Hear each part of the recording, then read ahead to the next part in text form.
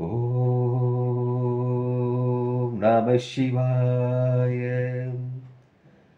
ஓம் நம சிவாய. ஓம் நம சிவாய. அன்பான சிவ அன்பர்களே, கடந்த நாட்களில் நம்ம சிவபெருமானுடைய வரலாற்று சிறப்புமிக்க ஆலயத்தை பற்றி பார்த்துட்டு வரோம். அந்த வகையில் நம்ம இன்னைக்கு பார்க்க போகிற ஒரு ஆலயமும் ஒரு வரலாற்று சிறப்புமிக்க ஆலயத்தை பற்றி தான். இந்த ஆலயம் தமிழ்நாட்டில் விழுப்புரம் மாவட்டத்தில் ஒழுந்தியாப்பட்டு என்ற கிராமத்தில் இந்த ஆலயம் இருக்குது. இங்கு இறைவன் பார்த்தீங்கன்னாக்கா அரசலீஸ்வரர், இறைவி பார்த்தீங்கன்னாக்கா பெரிய நாயகி, தலவிருட்சம் அரசு, தீர்த்தம் பார்த்தீங்கன்னாக்கா அரசடி தீர்த்தம், வாமன தீர்த்தம், தேவார பாடல் பெற்ற தலம்.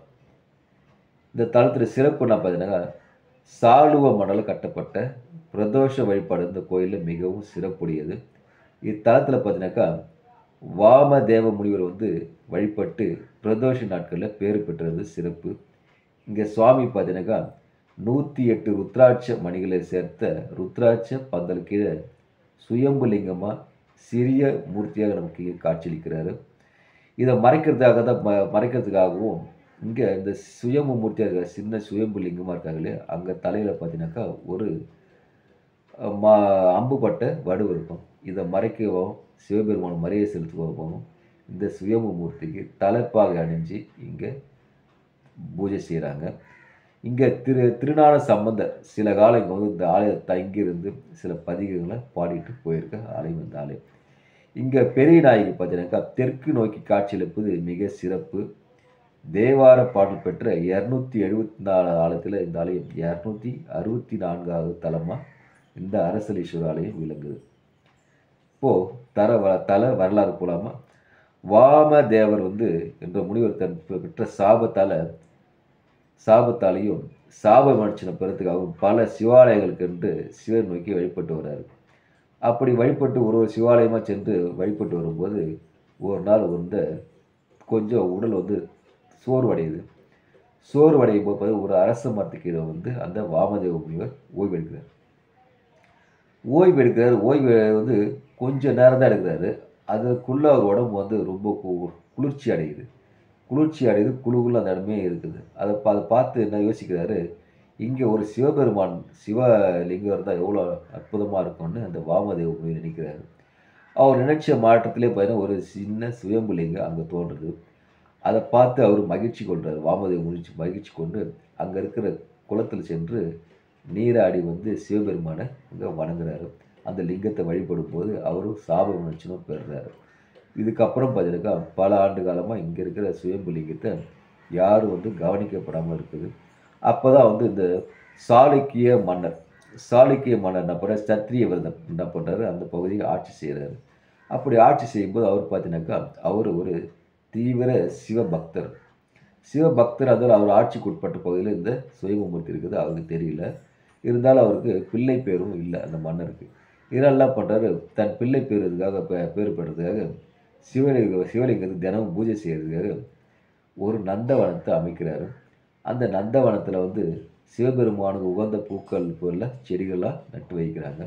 அந்த நந்தவனத்தில் விளையிற அனைத்து பூக்களையுமே சிவபெருமானுக்கு வழிபாடு செய்வதற்காகவே பிரத்தியாக உருவாக்கப்படுது. அதுக்காக பணிப்பெண்கள் தினமும் அந்த பூவை பறித்து கொண்டு வருவாங்க. இந்த சாளுக்கிய மன்னனும் பார்த்தீங்கன்னாக்கா தினமும் சிவபெருமான் பூஜை செய்வது வழக்கம். அப்படி செஞ்சுட்டு வரும்போது பார்த்தீங்கன்னா ஒரு நாள் பணிப்பெண் போய் சிவபெருமான் பூஜைக்காக பூவை பறிக்க போகிறாங்க. பூஜையில் தோட்டத்தில் ஒரு பூக்களுமே இல்லை. பணிப்பெண் அதிர்ந்து போய் மன்னர்கிட்ட சொல்கிறாங்க, அன்னைக்கு பூஜை செஞ்சாகணும். சரி என்ன பண்ணுற மன்னர், ஏதோ நடந்து போச்சுட்டு என்ன பண்ணுறாரு, பக்கத்தில் வேக இருக்கிற பூக்களாக போச்சு சிவபெருமானுக்கு பூஜை செய்கிறாரு. செஞ்சு முடிக்கிறாரு. மறுநாள் அந்த பணிப்பெண் அந்த தோட்டத்துக்கு போகிறாங்க. மறுநாளும் அந்த ஒரு எந்த செடியிலும் ஒரு பூவுமே இல்லை. இதையும் மறுபடியும் அந்த பணிப்பெண் அரசர் சொல்கிறாங்க. அரசர் சொன்னோடனே அரசருக்கு மிகவும் கோபம் அடைகிறார். நான் சிவபெருமானும் அமைச்சர் நந்தவன தோட்டத்தில் யார் பூவை திருட்டுத்தனமாக பறிச்சுட்டு போகிறான்னு சொல்லிட்டு தன் பாதுகாவலோட தோட்டத்தை பாதுகாப்பு போட்டுட்டு அவரும் கூட போகிறார். அவரும் கூட போயிட்டு காவல் நிற்கும் போது பார்த்தீங்கன்னா ஒரு அழகிய மான் ஒன்று அங்கே அந்த பூச்செடியில் பூக்கிற எல்லா பூவும் பறித்து சாப்பிட்டுருக்குது. இதை பார்த்த மன்னர் ரொம்ப கோபம் விட்டு என்ன பண்ணுறாரு, அந்த மானை தாக்க ஆரம்பிக்கிறாரு.